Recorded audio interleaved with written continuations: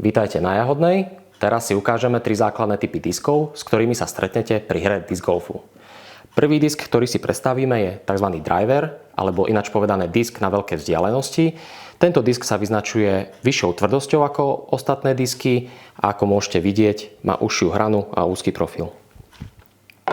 Druhý disk, ktorý poznáme, je midrange, alebo disk na stredné vzdialenosti. Ten je trošku mäkší, príjemnejšie sa drží v ruke a je to na vzdialenosti povedzme do 40-50 metrov. Putter, to je disk, ktorý používame na tú finálnu vzdialenosť 10-15 metrov, s ktorým sa snažíme trafiť disk priamo do koša.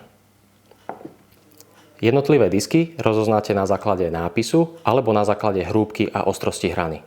Toto je takisto základná štartovacia sada, ktorú dostanete na začiatok hry.